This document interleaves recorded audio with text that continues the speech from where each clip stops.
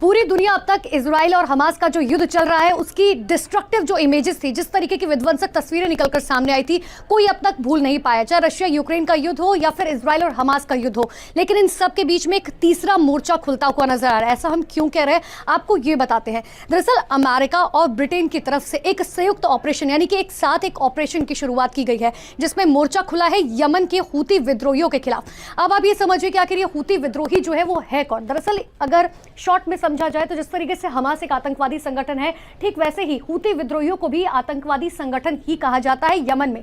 आप ये समझिए कि यमन में जो है, यमन की सरकार का नहीं चलता है, वहां पे जो है आधे से ज्यादा यमन जो है उसमें आधे से ज्यादा जो पूरी तरीके से कब्जा है वो हूती विद्रोहियों का है। यहां तक कि यमन की कुछ जगह जहां पर यमन की सरकार की चलती है, बाकी जगह पर हूती विद्रोहियों का ही चलता है, जिस तरीके से हम हमास का भी देख चुके हैं। लेकिन इन सबके बीच में समझिए कि आखिर ये लड़ाई की शुरुआत जो है वो कहां से हुई। इस लड़ाई की शुरुआत की नींव जो है वो इजराइल हमास के युद्ध के वक्त ही रख दी गई थी। जिस तरीके से लगातार हूती विद्रोही जो है वो ये बात कह रहे थे कि हम हमास के सपोर्ट में हैं। अब हमास के सपोर्ट में है तो क्या कुछ किया गया।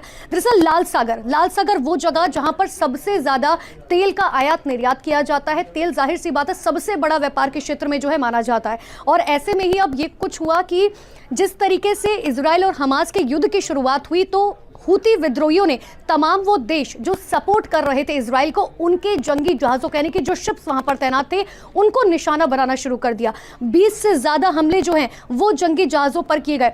बार बार जो है ये कोशिश की जाती रही तमाम देशों की तरफ से कि हूती विद्रोही जो है वो समझ जाए कि वो जो है बार बार उन्हें कोशिश की जाती रही, बार बार बात करने की कोशिश की जाती रही, चाहे वो भारत हो, अमेरिका हो, ब्रिटेन हो, चीन हो, फ्रांस हो, क्योंकि तमाम देशों के जो है जहाज वहां पर उस लाल सागर में मौजूद है। लेकिन ऐसा कुछ हुआ नहीं। हूती विद्रोही जो है वो समझने को तैयार नहीं थे। अब क्या था, अब कुछ हुआ इस तरीके से कि अमेरिका और ब्रिटेन के बीच में लगातार कई मीटिंग्स हुई और ये डिसाइड किया गया कि अब हूती विद्रोहियों को जो है सबक सिखाना होगा। तो यमन में घुसकर जो है अमेरिका और ब्रिटेन ने एक ऑपरेशन चलाई। ये तस्वीर आप देखिए। दरअसल ये जो प्लेन टेक ऑफ होता हुआ आप देख रहे हैं, ये अमेरिका और ब्रिटेन का संयुक्त ऑपरेशन का ही जो एक प्लान है, जिसमें ये जो है बेसमेंट से टेक ऑफ होते हुए नजर आ रहे हैं और इन्होंने सीधे मिसाइलें दागी हैं यमन के अंदर हूती विद्रोहियों के ठिकानों पर। जिस तरीके से इजराइल में हमने देखा था कि हमास के ठिकानों पर जो है यहां तक कि यानी कि समझिए जहां ठिकाने वो होते हैं जहां पर लोग रहते हैं, यानी कि जहां पर हूती विद्रोही जो है वो लगातार रह रखे हैं, उनको लेकर जो है अब ये कोशिश की जाती रही। लेकिन इन सब के बीच में आप ये समझिए कि अब ऐसे में इसका असर जो है वो दुनिया पर क्या होगा, क्योंकि तेल आयात निर्यात की बात करें तो सबसे बड़ा व्यापारिक क्षेत्र जो है वो तेल का ही है, ये बात हर कोई जानता है। लेकिन अब जब इतने ज्यादा जंगी जहाजों को निशाना बनाया गया और अब जब अमेरिका और ब्रिटेन साथ आकर ये ऑपरेशन कर रहे हैं, तो जाहिर तौर पर यह कहा जा रहा है कि हूती विद्रोही जो है वो भी चुप नहीं बैठेंगे और आने वाले दिनों में अरब सागर में और भी लड़ाई जो है वो तीसरे मोर्चे पर जो है वो बहुत ज्यादा बढ़ सकती है।